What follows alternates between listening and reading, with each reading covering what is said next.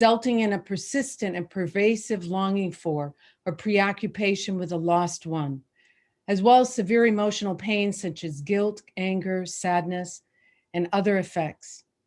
So many of today's deaths are unexpected, shocking, for some perceived as preventable. And for many, their loved one's death was not fully acknowledged, socially validated, or publicly mourned, fitting the definition of disenfranchised grief, a construct developed by Kenneth Doka in the 1980s to describe, for example, the loss of a person with a disability, someone who died of AIDS, or a miscarriage or stillborn child. It was a year ago, while standing in line at the post office, that I connected Doka's work with today's grief. The woman next to me shared her heartache, tears rolling down her cheeks. A family member married for 72 years had sat in the hospital's parking lot, day after day, fixated on his wife's hospital room window. His hazmat suit given to him by the woman telling the story was in his back seat.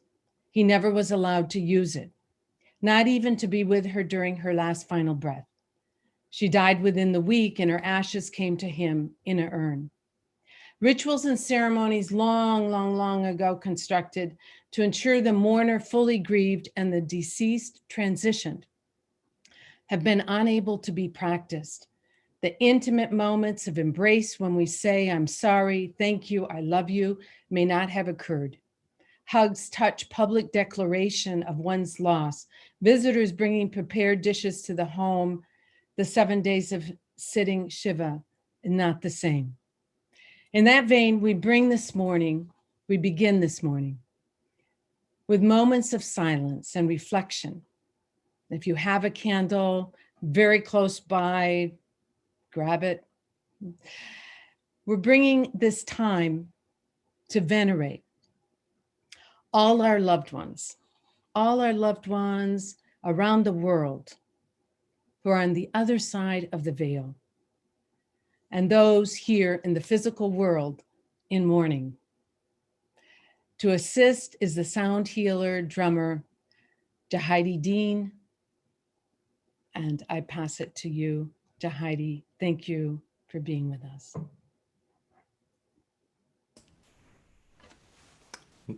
Namaste, everyone. Jahidi here, coming to you from Asheville, North Carolina in the mountains. And we just want to grab our candles and for a moment have an intentional lighting of the candle for all of our loved ones who have passed on. And may the lighting of this candle for this meeting hold space for and send love to all of our loved ones on the other side. You can go ahead and light your candle at your own pace, and if you don't have one, that's totally okay. We have plenty of candles going here on the panel.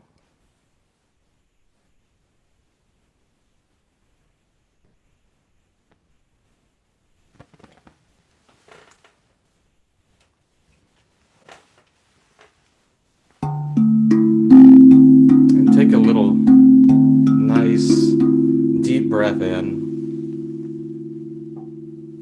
Just tuning into our hearts now for a few moments. Letting the stress of the day, the stress in our minds, the thoughts in our minds just kind of dissipate with every breath in. A nice big breath in. And letting it out. Letting your shoulders drop. Letting all of your energy drop down to the ground. As you get in touch with your feet, how do your feet feel on the ground? Connected to the earth. Another deep breath in.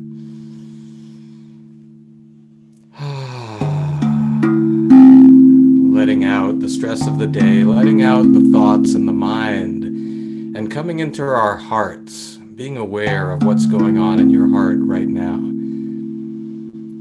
So as we breathe in, imagine that there's light in your heart just expanding with every inhalation.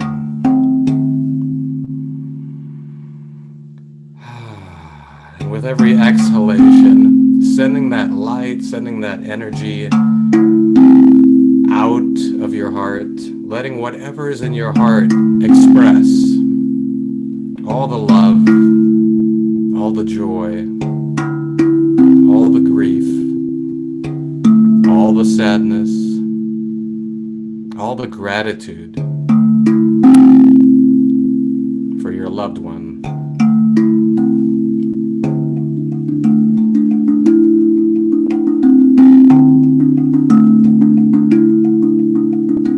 Feel free to close your eyes for a couple minutes,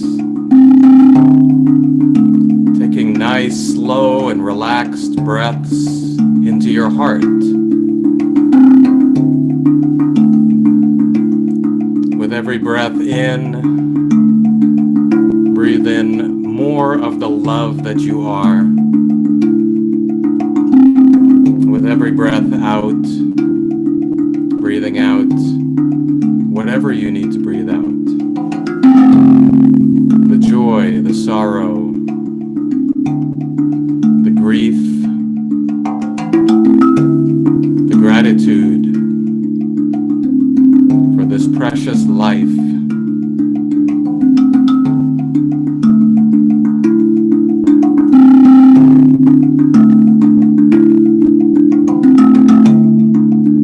Gratitude for your loved one and all he or she brought to your life.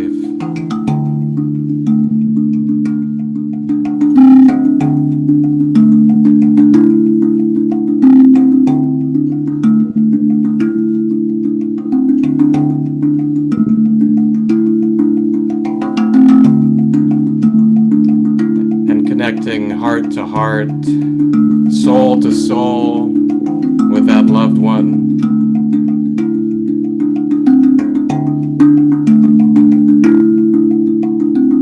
Thank you for coming into my life.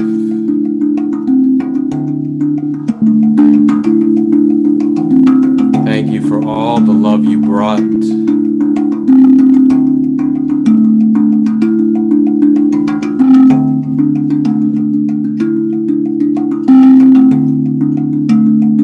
Thank you for being my teacher.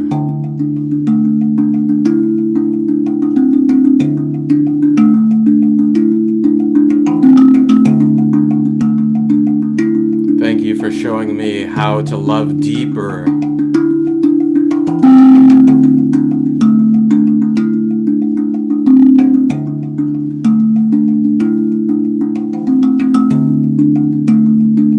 Thank you for all the joy and all the pain.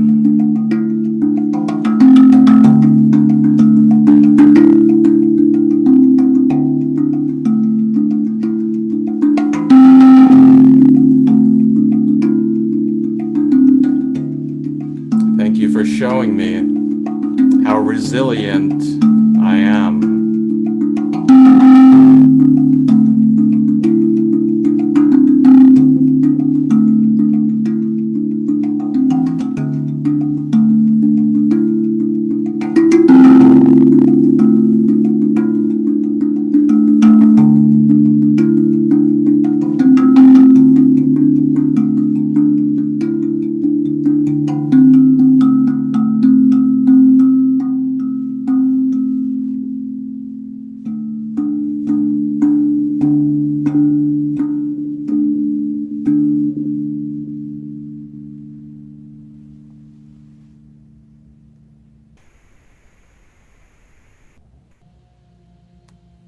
And another deep breath in.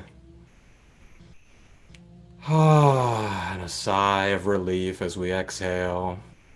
Just letting all that's in your heart move through and being aware of your grounding your energy, feeling your connection of your feet to Mother Earth, so that any feelings that come up through this session, may they be blessed and held with the deepest respect and love as you hold the space for yourself and we hold the space for each other to feel the deepest feelings in our heart and allow those to move through.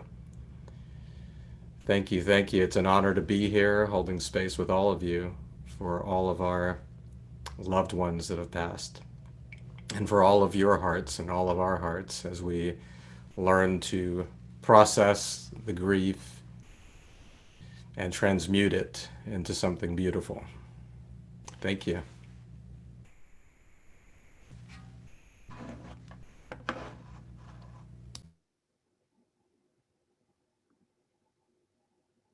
Thank you so much, Heidi, in opening our hearts and having us be present with ourselves, allowing for all of our emotions, right?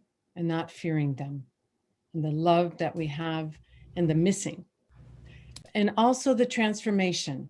And that's what we bring to you today, all of us in service to humanity as humanity rises.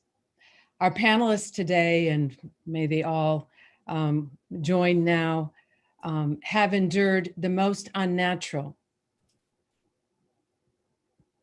and tragic of losses, that of their own child, under shocking and unexpected circumstances. However, they have become bigger than their grief, to become storytellers, to help others, to be with you here today. Each in their own way and to their own degree were pulled forward by something or someone who needed them. It helped them create a something around their horrible loss such that they no longer live in it. They all have decades of experience in supporting others in grief, some professionally. Bert Farr, who has a master's degree in transpersonal, humanistic, and parapsychology and education degrees from West Georgia College. Ronnie Botwinick Ludner as an educator and school and community counselor with a strong medical research background. And Diana Friedel is a psychic medium minister and co-founder of the Institute for Spiritual Development in upstate New York. Lori Beth Blaney as founder of Rachel's Gifts Training Nurses on the importance of supporting mothers whose baby has died in utero. And Al and Catherine Davino as leaders in their local Compassionate Friends organization in upstate New York. And they've continued to hold monthly support group meetings all throughout COVID. Welcome, panelists, and thank you for sharing your hard-earned wisdom today. This morning, each panelist will begin with a poem or a reading, something that speaks to them that they deeply want to share with you. And a photo perhaps of their child and a bit about them and what brought them new growth into their lives. So Bert, I invite you to begin. Thank you. Okay. All right. I host this quite late to do. Hi, everyone. My journey began very early. I came in very psychic and intuitive and experienced various different entities arriving at my bedside from a very young age, all the way through to I began studying to be mediumship and psychic abilities when I was 16 and 17, and then went on and studied. And that's been my life goal, is to try to understand everything that was happening to me and everything that was going on when I came in. I experienced death from a very early age, and I cannot remember a year from the age 4 on that I was not experiencing some form of loss of a family member, good friend, neighbors, whatever.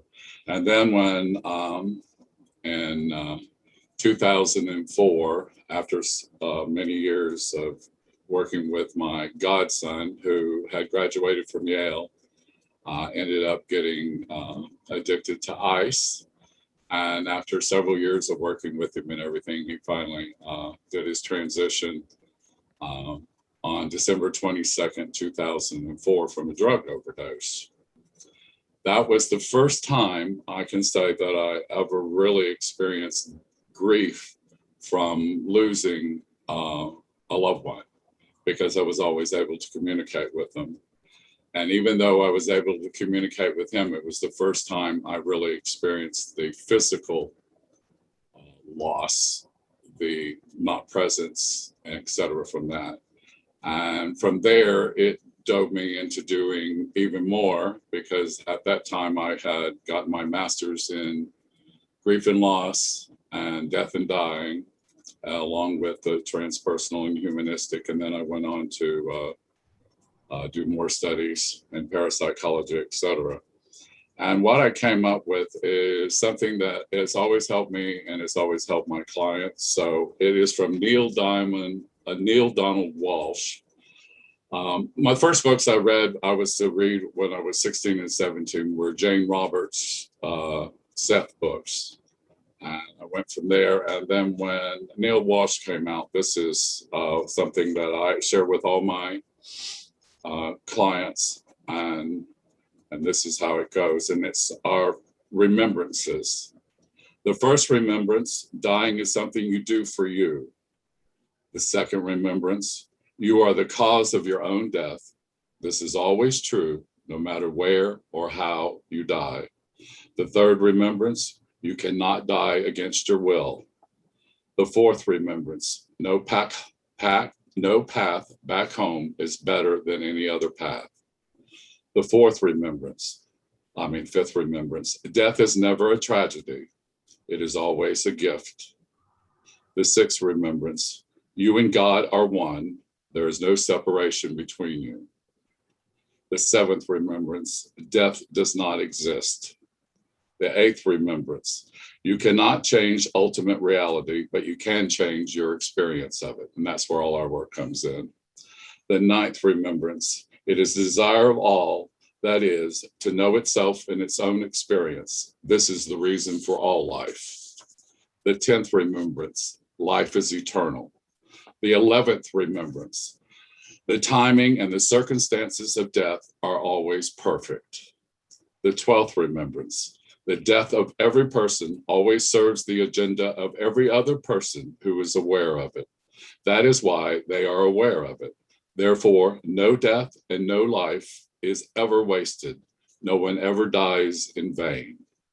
The 13th remembrance, birth and death are the same thing. The 14th remembrance, you are continually in the act of creation in life and in death. The 15th remembrance, there is no such thing as the end of evolution. And the 16th remembrance, death is reversible. The 17th remembrance, in death, you will be greeted by all your loved ones, those who have died before you, and those who will die after you. The 8th remembrance, free choice is the act of pure creation, the signature of God and your gift, your glory, and your power forever and ever.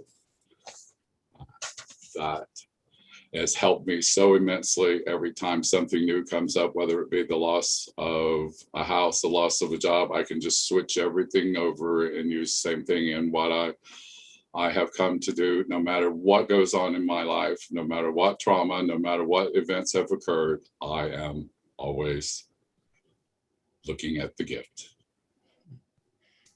Thank you so much. I'm being a gift in my life. My life went from black and white to kaleidoscope, and meeting Bird and coming into those truths myself, which actually brought me here. Thank you. Ronnie.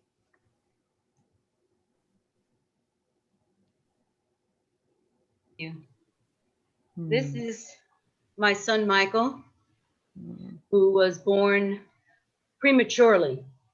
My second child, we had no idea that this was going to happen. He was born early, and as a result of that, had cerebral palsy, but was normal in every other, in the non-physical aspects, intellectually and so on. So for the 8 years that Michael lived, he developed a family. The early struggle was whether Mikey would live to even leave the neonatal unit, but he did. And then the next step was how to teach and learn from our child. He thrived for a time, 8 wonderful, mixed, but mostly wonderful years. And then he suddenly died. And my story, of course, is particular to me and to my circle, my family, and how those events occurred and how they were perceived and were acted on were unique to me.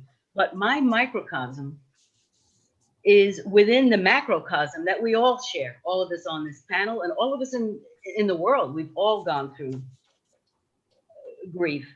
As the humanistic psychologist Carl Rogers said, what is most personal is also most universal. So all of us have had loss and sorrow as well as joy and delight. We learn from each other and we lean on each other and we wipe each other's tears and we share the blessed laughter that comes as well. What a glorious feeling it is, those times when we're helpless with laughter. We need to find them and cherish them as well. We must persist through the bad times, but perpetuate the good times by ruminating happiness instead of sorrows or grudges. Mikey's death was like any death of a beloved when you're grieving. It's like a pile of manure, okay? It smells terrible, but you can grow a rose on that pile of manure. Something beautiful can come of that, even if it still smells bad. We can go on and find purpose. Ram Dass also sums up the way I feel when he talks about, well, we're all walking each other home. So here we are today, walking each other home. And finally, I want to close with, yes, we take a terrible chance when we love anyone. But if we don't love, we just don't live at all. Thank you so much, Ronnie. Diana.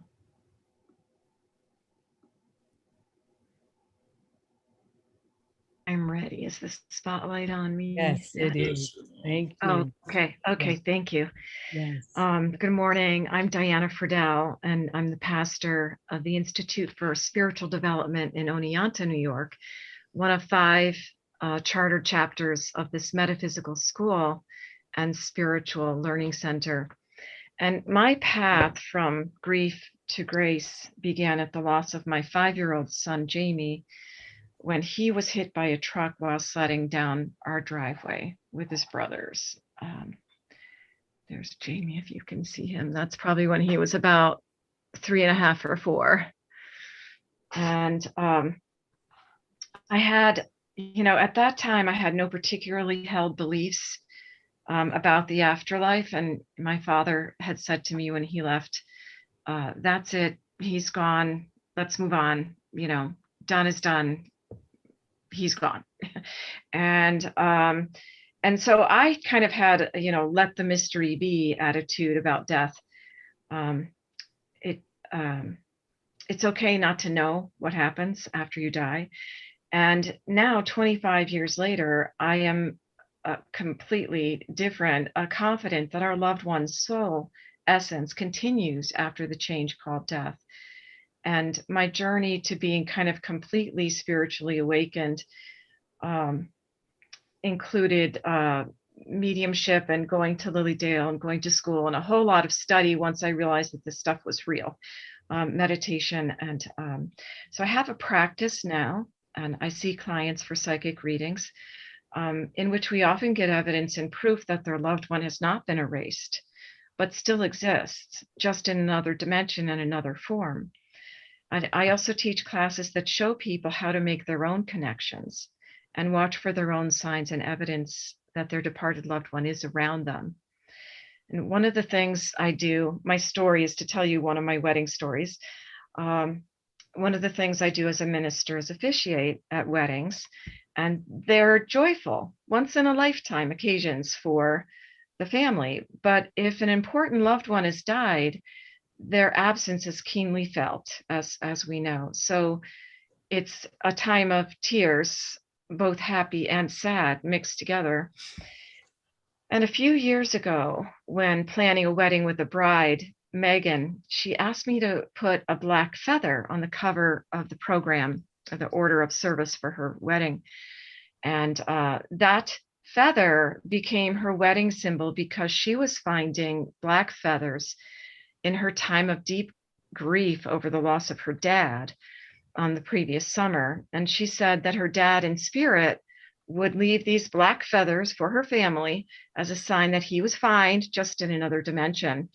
So, I did as I was instructed. I found a gorgeous picture of a black feather and, put that on the front of her document. In the week leading up to the wedding, surprise, surprise, I was finding black feathers everywhere. And I got in my car one day and there was a black feather right on my car seat where I would sit. And I remember saying to my husband, did you do that? And he was like, nope, I don't know anything about it.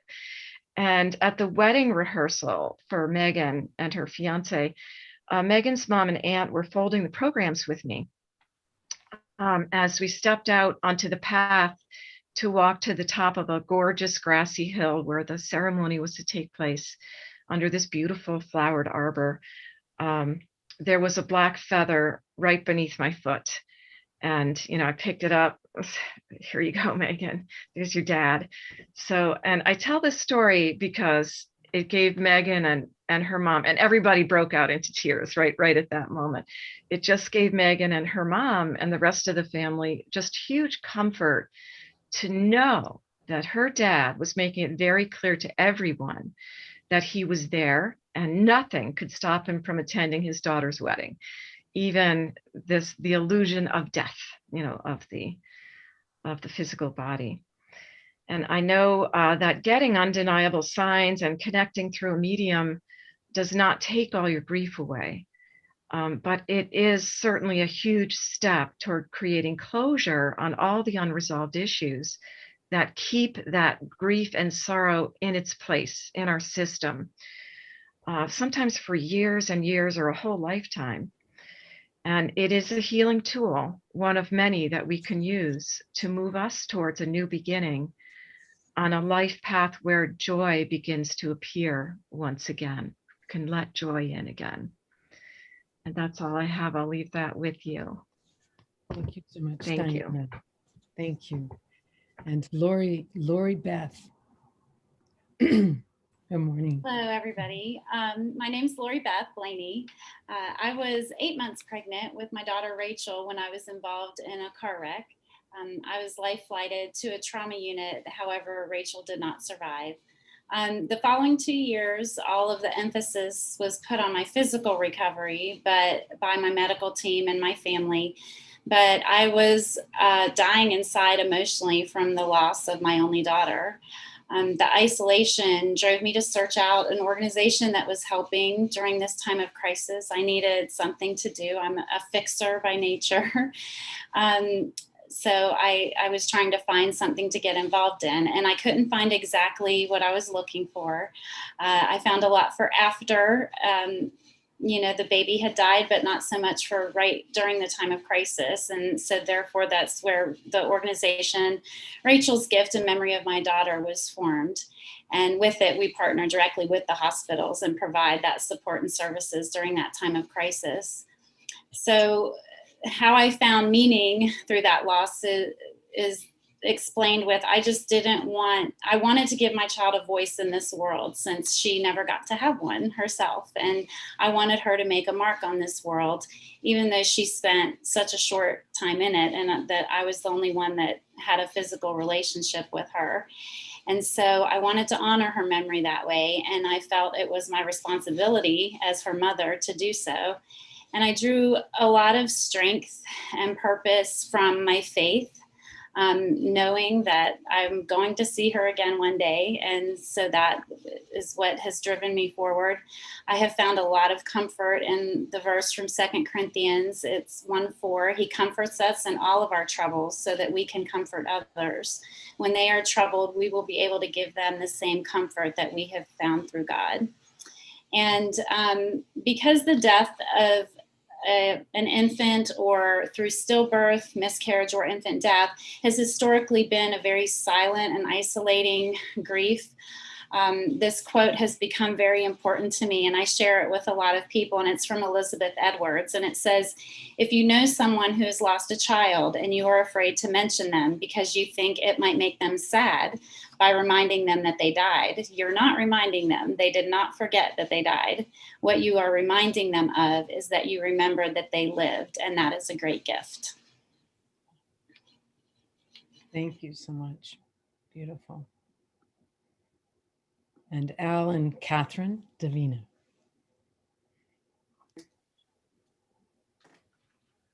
Okay, good morning, everyone, near and far. My name is Catherine Davino, and here beside me is my husband, Al. We joined the grief panel because of our personal experience with loss. I'd like to begin by sharing a brief poem by W.S. Merwin called Separation. Your absence has gone through me like thread through a needle.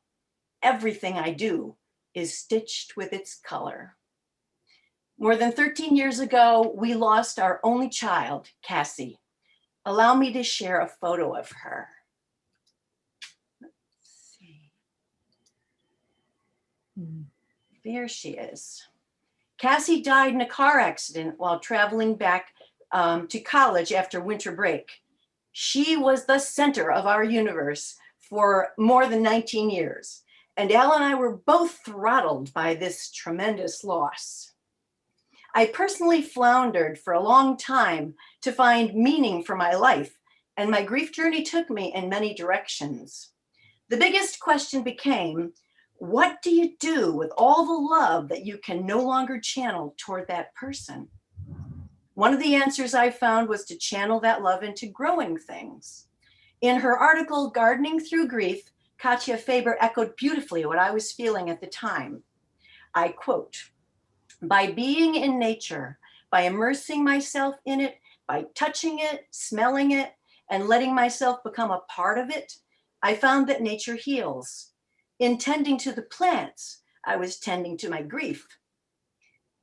It didn't matter if my tears mixed with the soil as I dug, I kept digging, end quote.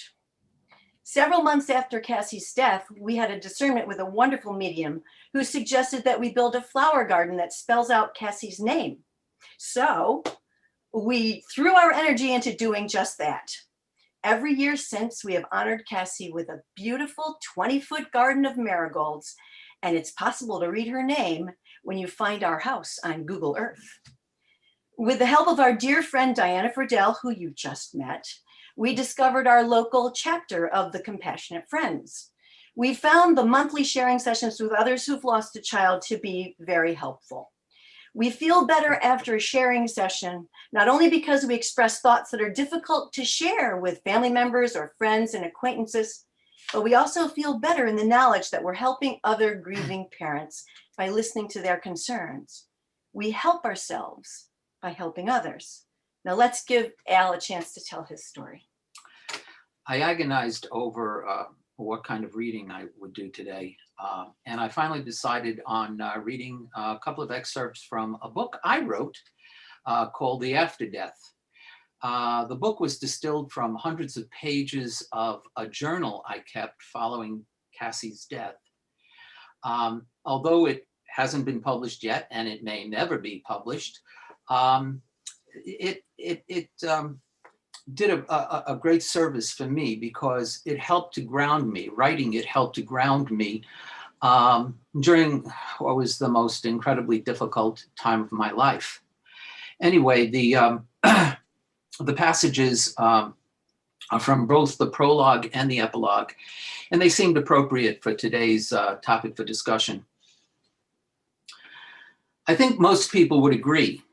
It's an extraordinary thing finding 121 dimes in less than 10 years. I don't think I found anywhere near 100 dimes before all of this started, before Cassie died. And that would be over 50 years if you don't count infancy and very early childhood. I started finding dimes approximately 3 months after my daughter's death. The early dimes didn't make much of an impression, but later I came to believe these small gifts were Cassie's preferred method of communicating with me, and in particular, acknowledging acts of kindness. The first selfless act I performed after the world as I knew it began to unravel was taking a sick woman to a doctor's appointment. Lucille was being treated for cancer. Her husband had died a year earlier, so her world was in no better shape than mine. She needed a ride to Cooperstown, and the local Rotary Club was soliciting volunteers. It required an exceptional effort just crawling out of bed in those early days of mourning, but I forced myself to step up and subsequently discovered something quite amazing. The only thing that brought relief from an all-consuming grief was helping someone else in need. I found my first 2 dimes just minutes apart while waiting for Lucille to finish her appointment. It's been over 9 years since Cassie died. I've adapted, I've developed better survival skills, but I haven't recovered. Recovery implies returning to a former state. The life I had before and with Cassie is gone for good. It's taken a long time for me to accept that, but I have, most of the time. I've learned a lot in the last 9 years, but I realize I still have a lot to learn. Learning is a painful process because it requires introspection, and introspection reveals all the warts and blemishes human beings routinely try to hide from themselves. I admit I am not the person I wish to be. The good news is, I wish to be better than I am. Of course, my beliefs keep evolving and will most likely continue to do so for as long as I live. However, after spending 9+ years in the after-death, there is one constant, one certainty for me. Cassie may have died, but she never really left us. She was there in butterflies, in 121 dimes and counting, in unexpected encounters and paranormal phenomena, in the million coincidences I might have brushed aside in an alternate life under different circumstances. She brought new people, new friendships into our lives. They could never replace her, but she gave them to us nevertheless to give us hope and to help us on this difficult journey. Sometimes I wonder if I learned as much from my daughter's life as I did from her death. I view her differently now. She is no longer the child looking to me for approval. She has become, instead, my guide. Cassie made me want to be a good father while she was alive, but she made me want to be a better person after she died. I don't know where this particular journey will ultimately end and when, but I'm certain Catherine and I won't be making it alone. I've probably disappointed my mentor 1,000 times, wallowing in less frequent but nevertheless self-indulgent bouts of grief, succumbing to bitterness and blame, but she has the patience of a saint. When I despair she's gone for good, she always does something to reassure me she's not. There's always another dime. Thank you for allowing me to introduce Cassie to you. Thank you so much. Thank you so much, all the panelists. Oof. To begin our questions and discussion amongst all of us, I want to read a short and provocative passage, actually from the foreword of my book, written graciously by Jim Garrison. The question that shouts from every page is why? Why are some children born deformed? Why does heartbreak happen to 2 people in love? Why are some condemned in complete innocence and others spared? Alex, my daughter, was clearly a beautiful and exquisitely sensitive child. Where did the deformity come from? And why Alex? Why was Jaime, the second born, spared? Paula provides the answer to these imponderables, Jim writes, as the book unfolds. There's ultimately only one answer to suffering: transformation. Suffering is not something to be understood rationally. It cannot be. There's no rational answer to Alex's suffering. Life is not an intellectual exercise. Life is a journey to be traversed, a drama to be enacted, a mystery to be lived. So thank you, Jim, for those words. They rung true to me. I wanted to share them today and pose that to the panelists. And how does that speak to them as we begin? And anyone who would like to share your thoughts. Mm. I think I'm gonna for you.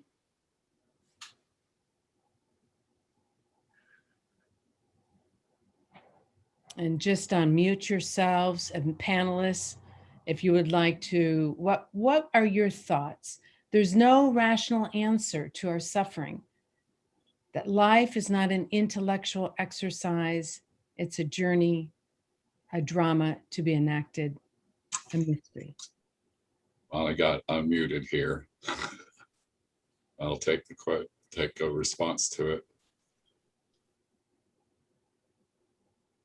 When I first met you, and we were sitting down and doing our first session and tuning into your daughter, Alex, I discovered that there is two different personalities that you deal with when you touch in with someone. You touch in with their earthly personality, and then you touch in with their whole self, their multidimensional self.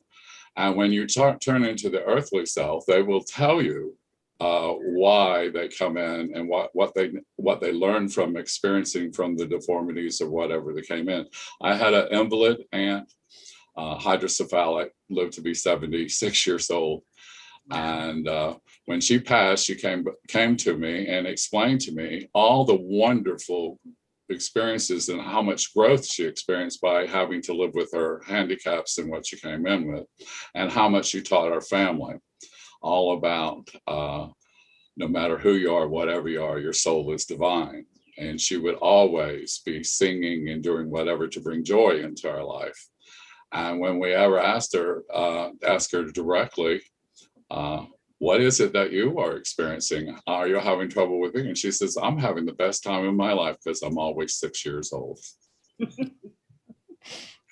And that is how I see how we have contracts and understanding that we all come in for different ways to experience different things.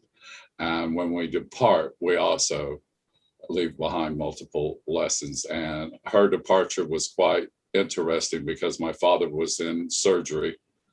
And she was in the hospital, and she appeared to all three of us, my sister and I and my mother, and said she was gone and went on.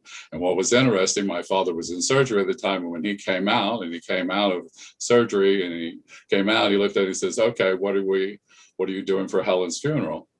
And we said, well, how do you know about that? And he says, well, I was dancing with her, and we'll be dancing. And I always promised her that we would dance once we got to the other side. And my dad passed away 3 weeks later.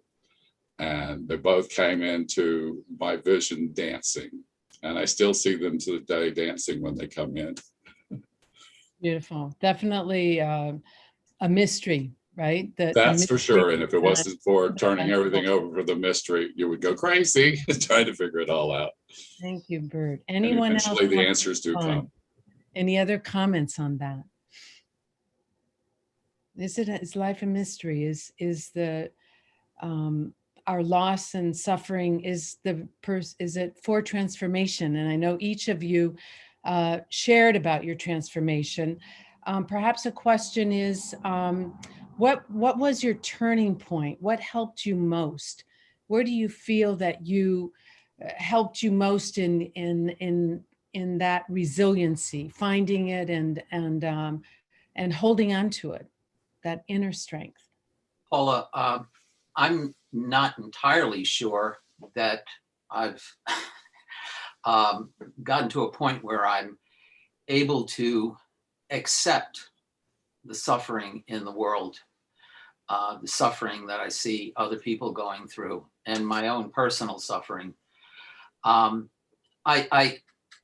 accept the fact that there's probably a lesson to be learned from every terrible experience and every great experience we have. I accept that fact, but I wonder why. I wonder why we have to grow. Why aren't we already there?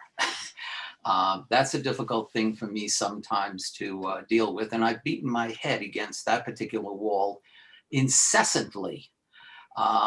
Anyway, that's my humble opinion. Still struggling with that one. Yeah, it is a struggle. Diana. I could address something there. That I was just looking, what you were saying was reminding me, the Institute for Spiritual Development has a declaration of principles. And one of them is, we affirm that spiritual unfoldment is progressive and unending, and that the doorway to reformation is never closed against any soul. So the idea that we're never done being cooked, it's like we're never really quite done. Just when you think, I finished this program, I did this amazing, meditation workshop, and I had all these insights, and now my gifts are starting to blossom, and my intuition, and and then boom, something else big hits you, right in the face that you have to deal with or learn from. And yeah, and I agree with it's when you get slapped with the death of a child or anyone close to you, how couldn't you think of a better way of having me have a life lesson than, you feel like there's somebody out there taking your child away, and it's, it's not so much true, because as what Bert says, the soul always has a choice to leave. And I can address that just for a second. So quite often when I'm doing a reading for someone and I'm seeing someone on their deathbed, or the spirit that's coming in is showing themselves in the hospital or on life support, and they were given a choice at that time. So this has happened many times when I've done a reading for someone. They say, I could have lived on, and then never be able to walk again, and lose all of my connection to reality, and no one would ever be able to communicate with me again. And somebody would always have to take care of me, or it could be my time to move on, and they chose to move on. So it's like they were given a choice. So that was that one. The second one, we affirm that life is eternal, and that the existence and personal identity of the individual continue after the change called death. That was all. I think it was just those two came to mind. It's in our kind of book of songs at the Institute for Spiritual Development. So thank you. Mystery on this plane, in the physical plane, and the mystery continues, right, on earth as it is in heaven. So that mystery. Yeah, we don't, even when we think we know, we don't know. There's like always something else we don't know. We really don't have the whole picture. Beautiful. Right. Well, let me ask share something that really hit me at the moment. A very simple reality I felt listening to NPR. It was many years ago, and the interviewer, NPR interview with a psychologist, said, well, they say you heal with time. And we often, right, we hear that, we share it with others, you'll feel better with time. And the psychologist said, yes, but it depends what you do with it. And I really felt that was true, because some people, we see this incredible transformation and healing happen, and for others, less. So is true. So what does that bring for you? I know, Ronnie, perhaps you want to speak to that. I know you have some very practical things people can do in their healing process to release the effects of trauma and guilt on the mind, body, and spirit. Yes, Paula, thank you so much for bringing up that point. I think it's an excellent point that we go into a trauma state with grief. I mean, grief is trauma. We don't have to reinvent what that is. It's certainly a form of trauma. And in other states of trauma, like assault or war, we freeze physically, the things that happen to us, our blood pressure rises, our head and our jaw and our shoulders ache sometimes with tension. Our breathing might be shallow and rapid. Our digestion and our sleep are disturbed. So I like to focus a lot on the practical things that we can do to feel better right away. Of course, talking and going through all of this is very important, but there are some practical things that we can do immediately to help with those physical symptoms that I just mentioned. So here are some tools. I'll put up my screen that I developed over the years working with people. Let me just get this from the beginning. Okay.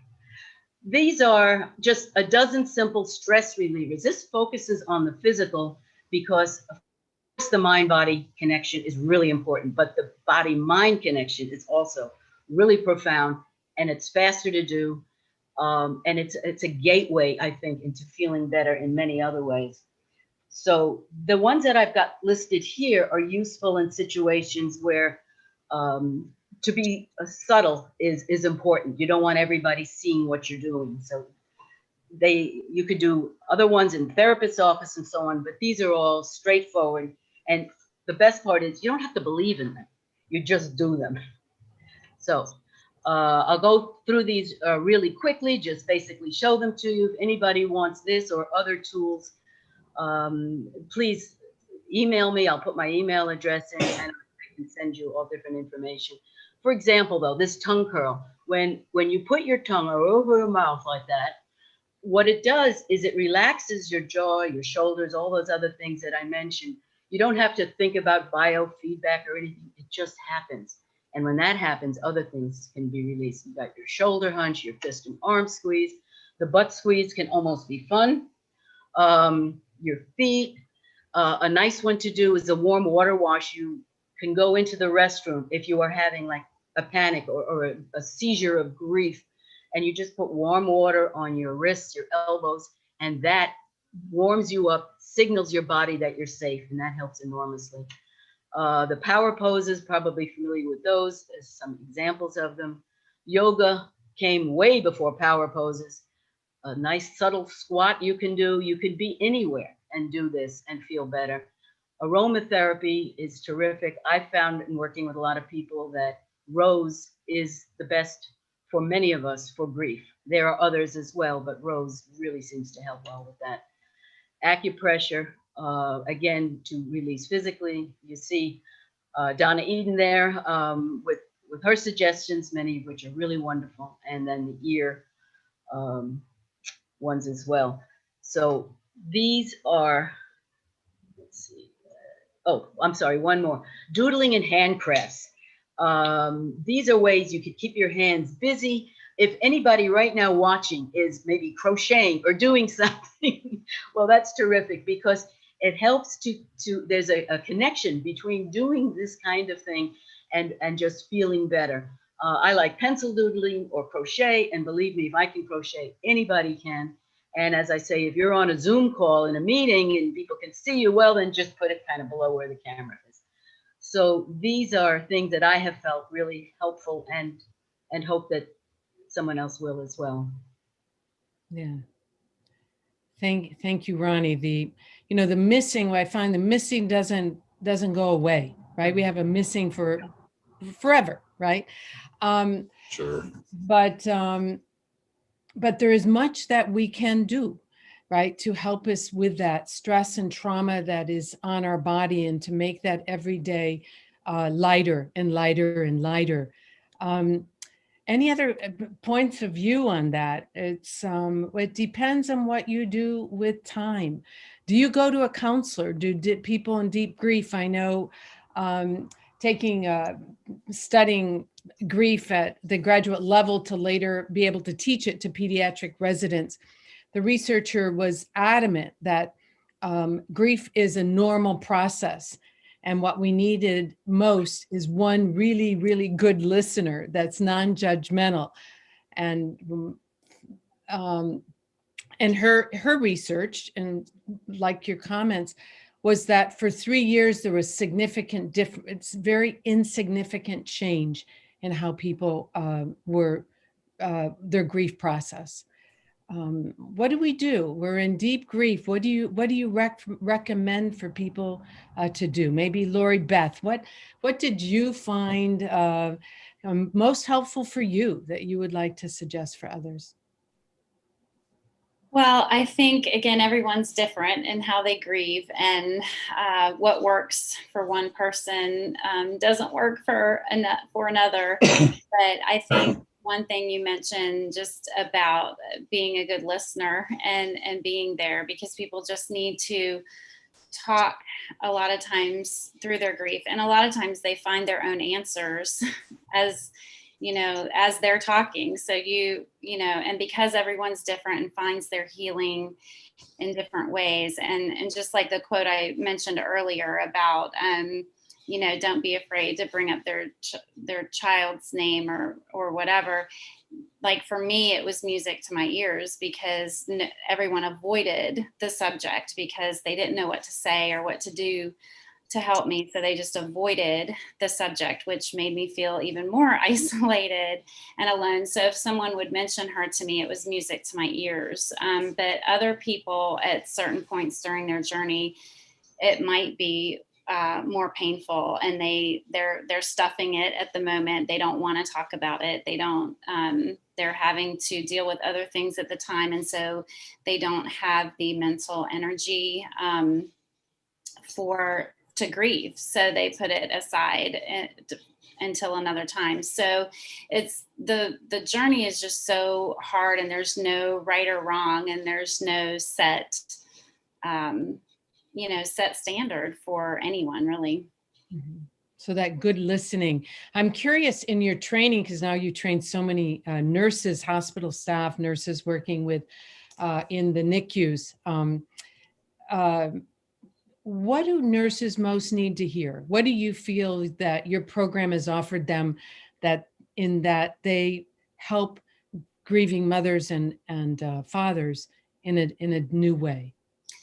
So the top, really what we address with the nurses, and then I'll go into how it practically helps them even more than what we realized it was going to in the beginning.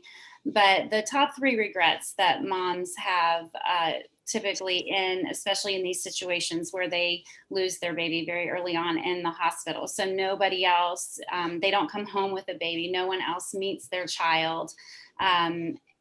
In those situations, the first is they either couldn't get to the mental point that they could face the death and hold their baby and see them to say hello and goodbye basically in the same moments, or that they didn't spend enough time. They felt rushed, the baby was taken too quickly, or they thought they were done and asked for the baby to be taken and didn't realize till later they wish they'd have left them with them a lot longer.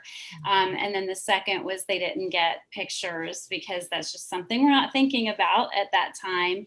And the end of life plan chosen, whether they choose to bury them, somewhere, or cremate them, or keep their ashes, or scatter them somewhere. They were planning for a baby to come home. They weren't thinking about a funeral or that they would even need funeral arrangements. So all of those decisions are all things that have to be made in the hospital. They can't change their mind about those things later.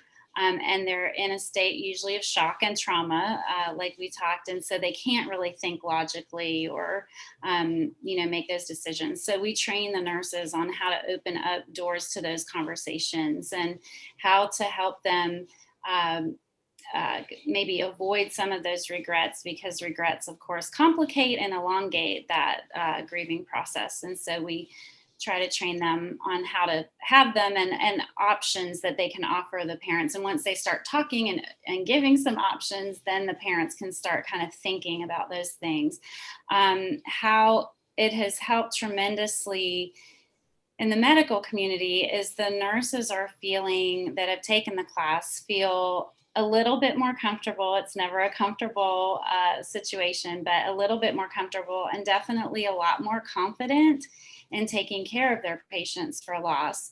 And what that transitions to is the moms and dads don't feel so alone and avoided and isolated, because the nurses know the conversations to have, and they go in the room and they have them with them, or the chaplains or whoever is available to do that. And in turn, we've seen nurses talk about how much stress level has come down. Before they were trying to just hold it all together emotionally, because it's upsetting for them too. So they're trying to hold it all together. They don't know what to do or say with the patient. And so they just don't go in the room except when absolutely necessary. So we're kind of giving them that freedom to know you can shed a tear with the patient. It's okay. Yes, this is your job, but you're also a person, and you can, have empathy with them, and you can shed a tear with them, and it's okay. And they say that has relieved a lot of stress for them, which is an added bonus that we didn't really think about going in. Beautiful. Yes. How are we most supported for those listening today that have a loved one who's lost a loved one, are here seeking perhaps, how do I be the best to that person? How can I be most supportive? Thoughts about that? We hear that non-judgmental listening, other thoughts. Oh, go ahead, Al. Yeah. It's okay. You can take it, Diana, if you want to. I was just going to say that listening is the most important thing you can do. I think when somebody has experienced a tremendous grief, a tremendous loss, they really need to kind of purge it from themselves, and they need to talk, and they need to feel as if it's a safe environment to talk in. And that's something we provide with our Compassionate Friends meetings, giving people an opportunity, non-judgmental, to say whatever they need to say. And sometimes what they're saying is laced with pain, and sometimes, it's laced with bitterness and anger. But they need to get it out. They need to be able to express that. Anyway, go ahead, Diana. Without starting to tell them what to do. Yes. I think a lot of times we want to jump right in to say, well, you need to do this, you should do this, and that's not helpful. I think you want to let them arrive at their own conclusion. But just to be the one to be able to feedback again, I hear you saying this and this and this, and I'm with you. I feel your pain, and it's not helpful to go to the same empathic level or to go to where they are. So, like, in other words, to feel it so empathically that you're right down in the depth of despair with someone, because then, it was in Compassionate Friends actually that I learned that if you're down in the bottom of the well, with them, neither of you can get up. You also are in despair. You don't see any solutions. So if you can be the one who is listening, the committed listener at the top of the well, without going the same place they are, you can be the one to offer the hand up. And my sister, who helped co-found the Institute for Spiritual Development in Oneonta, would always say, "May I suggest that?" Which I just loved. And we put the song called "May I Suggest" in her memorial service. She passed away in November. And so rather than saying you should, you better, may I suggest, there's a wonderful group some friends of mine are involved in called the Compassionate Friends.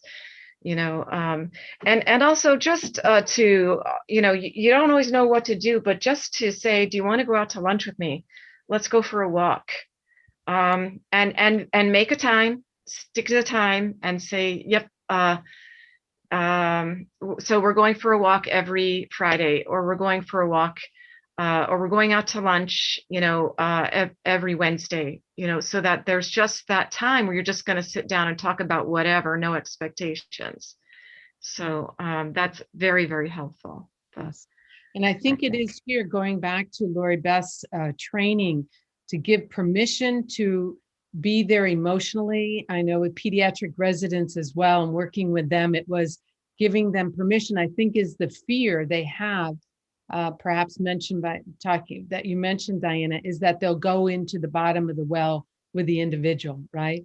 But giving permission to share that emotional place, their own emotion with it, and not that great metaphor. People always want to apologize for crying, and Yes. in Compassionate Friends meeting, and they're like, nope, that's exactly what you should be doing. Crying is healing. So be where you are, honor the place where you are. That's a part of the grieving. And I want to say one of the most helpful things somebody said to me early on in the process was, well, we got to the point where I had to go back to work, and I was such a mess emotionally still, but I needed to be there for my job. So what she would do is she would just be there for the job she would do. And then she would just get home and allow herself to cry and grieve at that point. I've to then have have pictures, go through all the cards people have sent. I know we got, even though we didn't understand it, we got all these mass cards, which were very nice. It wasn't a tradition, the Catholic tradition we had come from, but so I was like, oh, okay, there's a good way. Just put a time in the day for yourself to grieve. Put on your child's favorite music, or the things that you bring the memories up, all the happy times. So you're kind of laughing and crying at the same time. And somebody who will listen to you say those happy and sad times again, because that whoever it is going to repeat themselves over and over and over again. And you just let them repeat the same story again and again and again. A lot of times it's the story of the passing itself, because they've got the shoulda, woulda, couldas. And, I should have done this. Maybe they wouldn't have passed away if, and you just listen to them tell it again and again. So yeah, favorite music, picture albums, and you can only cry for so long. That's what she said. You can only cry for so long. So it comes a point at which you're done crying. So yeah, you're ready to move on. It just kind of emptied out that well of sorrow that was right there that needed to be expressed. Yeah. Although, can I jump in here? Good. Yep. Yeah. I just wanted to add to that, that people need to know, and I think somebody already mentioned this, but I think it's worth revisiting. There really isn't a time frame. It could be years before you empty that well. And that's perfectly okay. It's just your journey, your path. And what generally happens is the incidents of, deep grief and crying usually become farther and farther apart, or you step on a little landmine, I say, when something reminds you unexpectedly, or there's a birthday or some other holiday and it comes up again, but it just begins to kind of get more infrequent, and you find peace with it at some point. I know it took me many years, 7, 8 years before I could talk about Cassie and not get choked up. That could still happen to me. I kind of feel it. It's like there. It could still kind of be coming if I let it flow. So, that's, in fact, when we were in Compassionate Friends, the first few years, I couldn't say anything without bursting into tears. And even though I was perfectly calm just before I had to speak, it just purged, it came out. And that was me. That was my path. Yes. And for loved ones not to worry, it's like, oh my gosh, she's, and it's kind of like dark cloud is forever going to hang over my loved one, my sister, whoever, right? My daughter, my sister, my brother. And no, do not fear, allow. Ronnie, it felt like, did you want to add something to that? Oh, unmute. Mute, Ronnie, on mute. Yeah, she's got it. Thank you, Ellen, Catherine. Yes, what you were saying is just, it certainly resonates with me, and I'm sure many, many others as well.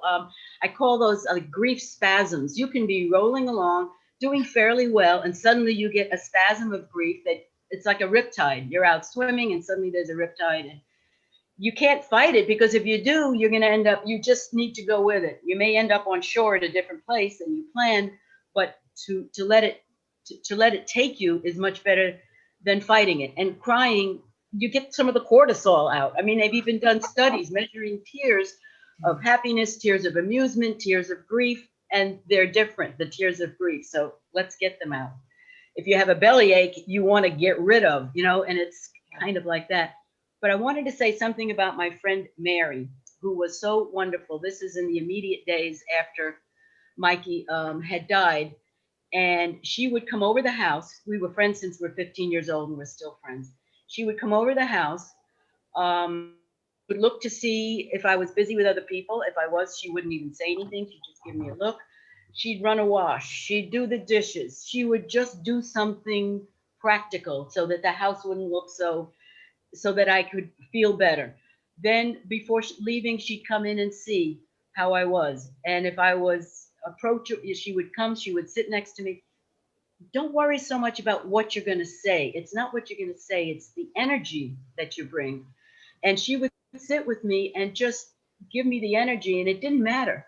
Some people get offended. For example, I remember somebody was saying, well, there but for the grace of God go I. And some people find that a comfort, and other people say, I remember one woman said, there but for the grace of God go I. What does that mean? I'm cursed?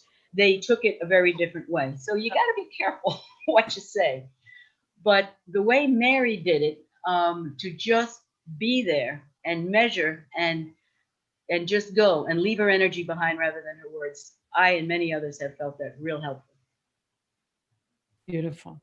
One last question. I know we were going to wrap up soon. Time flies by. Thank you so much for all of the expertise and wisdom and heartfelt suggestions for listeners. Triggers. We've talked a little bit about triggers in our conversation here. David Kessler, who's written much about the finding meaning, is the sixth additional part of the grieving process. But he describes triggers as a map of a person's grief and a map to their healing. Your thoughts about triggers? Do we forever try to avoid them? What happens with them? How do we move on in our lives? Maybe Bert, you want to comment on this? Knowing that there are triggers, right? A school bus for me was a trigger, but it was hard to avoid. I think I unconsciously, stopped driving at about between 3 and 4:30, in the afternoons, just to, avoid the bus trigger. Other comments on triggers and what to do? I am trying to see why I'm not showing up. You are here. You are showing up there. You All are. right, Yes. there it goes.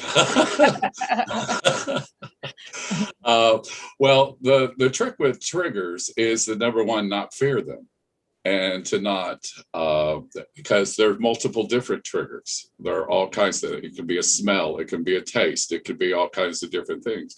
You welcome them in because it is I look at it as your higher self, your inner being, helping you to release and to let go and to release all the buried emotion that's still in there and the current emotion, because no matter what, there's a close relationship between the tears of sadness and the tears of joy that you're experiencing at the same time. Mm-hmm. And same thing with working with people with trauma. You become aware of what your trigger is. There are multiple different triggers, but be free with it and allow yourself to just go with it. And eventually the trigger dissipates and it gets lower and lower and lower.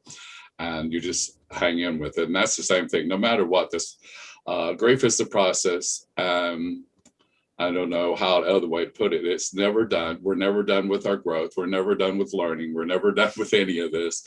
But the hardest part is to find that moment of peace. And that's what I'm going back to the other thing. The thing I do now when I go visit someone is I make sure I'm in a high state of being. I go in and let them tell their story, but I bring a smoothie, because the number one thing to help anybody with is their nutrition while they're going through grief, because they fail to eat or they overeat. Always bring a smoothie or something that trick them on, and then go for a walk in nature if they're up to walking. And we don't have to talk about or do anything, just point out everything that's beautiful in nature. And then eventually what needs to be said gets said.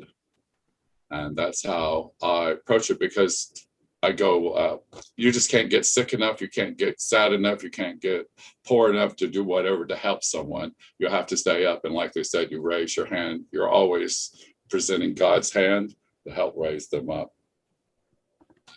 Number one thing that helps is the nutrition. We have to take care of the body.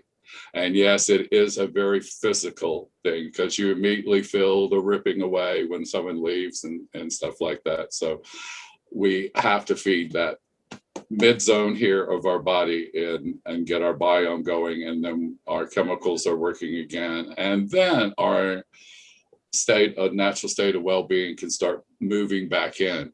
But no matter what, everybody's got a journey. It doesn't matter when. And I don't believe we ever get completely over grief. And like Raymond Moody says with his near-death experiences, what everybody's come back to say is there is no heal. There is no grief therapy. There is no solving to grief except through time, joy, and love. Beautiful. Thank you. Thank you. So we have 3 minutes. Final words. We start with you, Lori Beth. Just final advice, what's helped you, what you want people to know, where to find each of you. Please put in the chat box if you've located that and able to do that. People are asking. Lori Beth. Unmute everybody. Yeah, go ahead and unmute. Yeah. So I'm actually going to leave us with, since we're all on here and, talking about the life of a child that was lost, I would like to leave you all with the quote from Ronald Reagan on October 25th of 1988. He designated the entire month of October as Pregnancy and Infant Loss Awareness Month, but he also was addressing anyone who had lost a child. And I love the quote from that says, when a child loses his parent, they are called an orphan. When a spouse loses his or her partner, they are called a widow or a widower. When parents lose their child, there isn't a word to describe them. So I think that sums it up perfectly, that there's no firm answers. There's no right or wrong or, definite advice you can give that's a one size fits all. There isn't a word to describe it, and you just have to find your own journey and your own purpose. Beautiful. Can I jump in?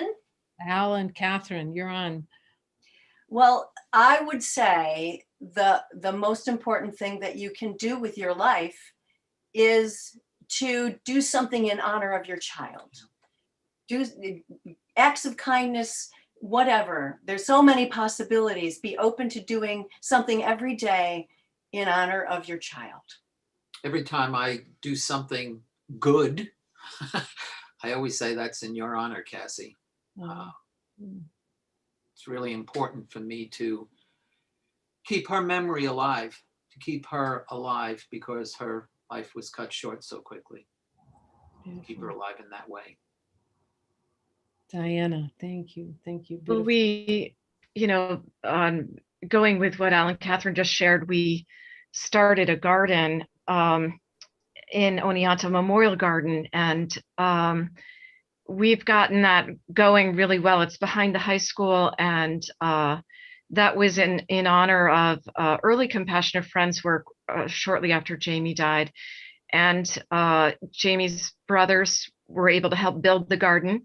when it started in 2002, and you can buy a paver, with a little words of memory and have it installed in the walkway. So it's beautiful, and we all dedicate our garden, get our hands in the dirt in memory and honor of our children. That so as Alan Catherine said, that service. Great. Yeah. Thank you. We have 30 seconds, I think. Ronnie and Bert. I'm ready. If that's okay, I certainly want to hear what Bert has to say. This is when our child dies at first, we don't realize how are we going to keep living? How are we going to survive this?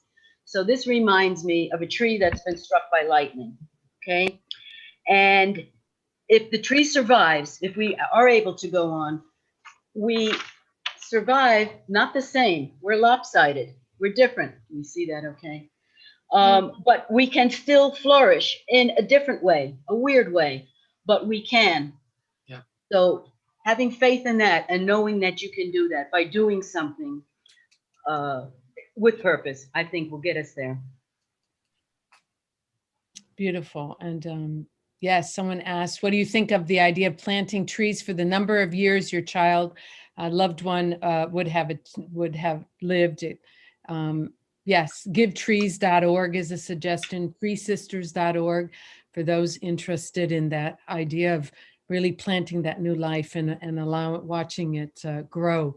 There's a tradition in West Africa that you cut off a piece of bark and the women wrap it around their arm and the men around their forehead. And as the tree heals, so do thou. And it identifies them as grievers. And so that love and support, that is so needed is shared by everyone with them.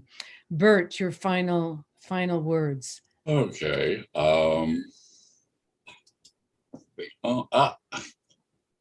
Still there, Bert. You're there. You're here. I know. Well, I just hit my video thing with the button, reaching over to grab something.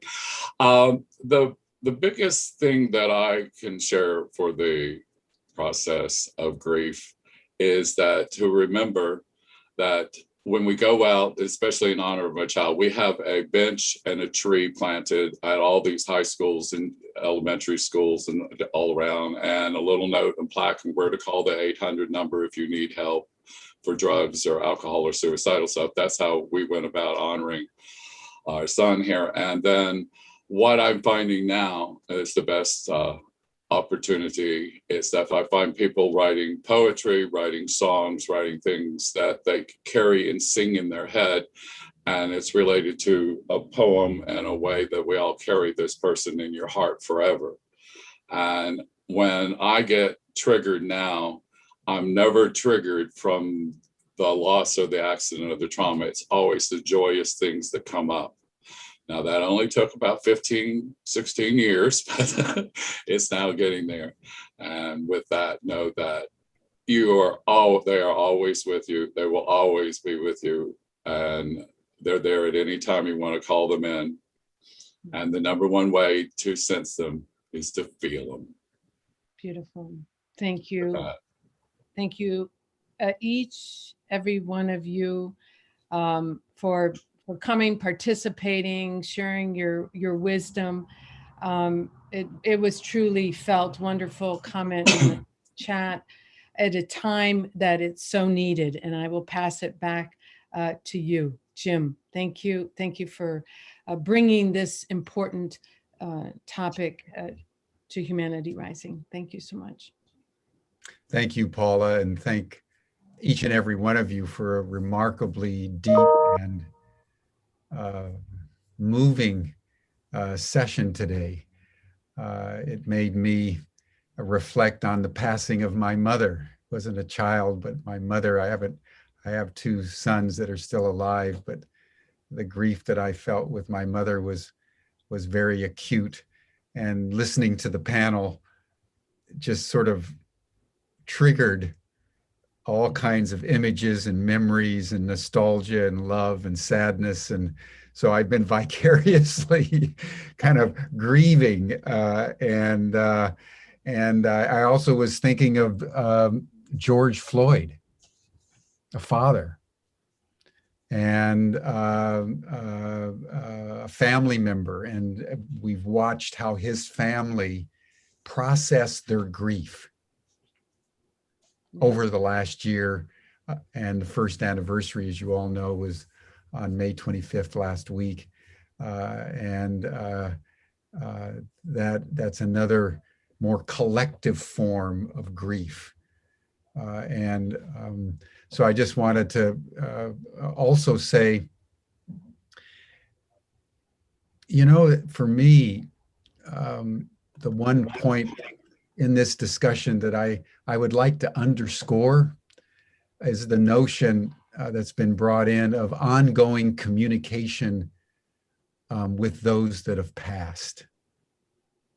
We I would say the Christian tradition in the West, in some ways have the most acute grief because we don't have a metaphysic of communication beyond the ego in some ways. We don't communicate with the rest of nature. We're atomized, we're separate, and that separateness makes more acute grief. And I say this because I was born in China and I was raised in Taiwan till I was 15.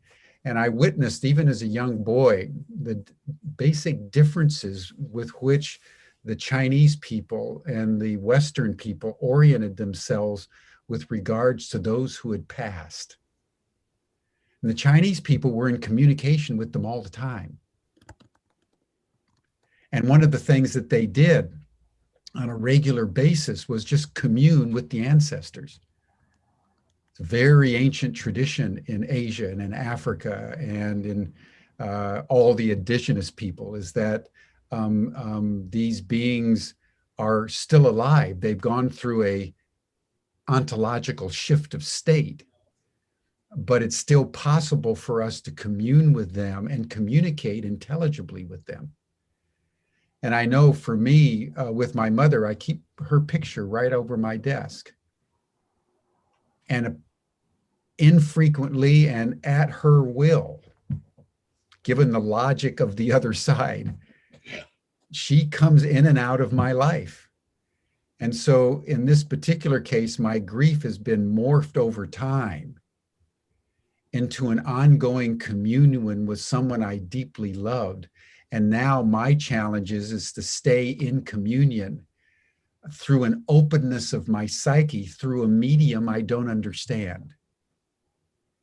And so I wanted to also just bring that in, that the larger our scope of awareness within which the death and passing took place, the more possibilities we have for processing that grief in a way that brings the past into the present and is thereby more salvific.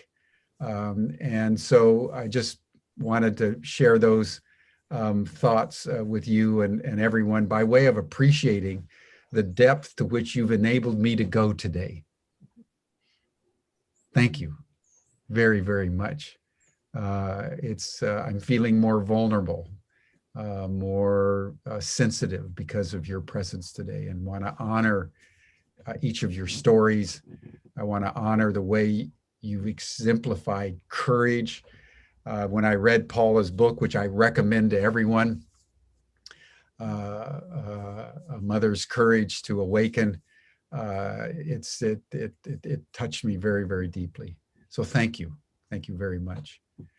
Then on Monday, everyone, we're going to continue to reflect on these matters.